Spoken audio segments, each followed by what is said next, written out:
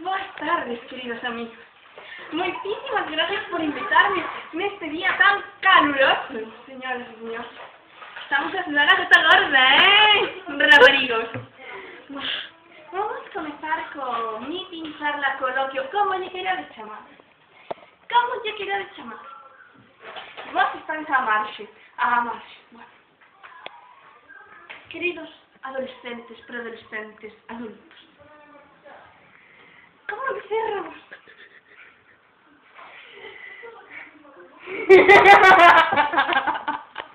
No, perdón, eso es un medio escénico. Queridos preadolescentes, adolescentes y adultos, maduras, cuarentonas, cincuentonas y cintonas.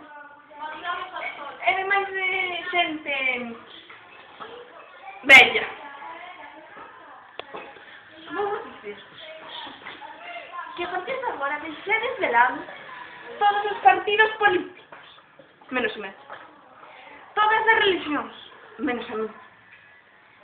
Porque va a comenzar una nueva era. Una era na que as víboras morren afogadas no seu propio veneno ou morderse a lengua. A lengua, e non me importa.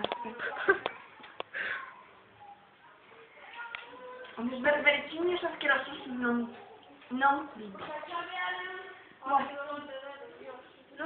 dirvos que o mundo va moi mal, pero eu vou non solucionar. Prohibiéndonos. Vamos volver a pasar. Nin teléfonos, nin microfoninhos, que a miña voz se queja. Nin nada. Como antes. Sin brajas ni nada. Nin papel higiénico. Es un invento de agora. Non. Eso para atrás. Unha polla de eucalipto. Punto. Acabouse. Cuantas menos necesidades tengamos, moito mejor. Moito mellor. O básico. E logo estamos a reproducirse, todo. O amor é algo que ten que pervivir. Pero o amor digno, honorable.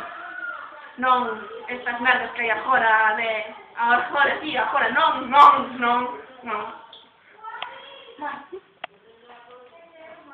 creo que... vou rematar de falar porque non me está desescoitando. Chao. Chris for President!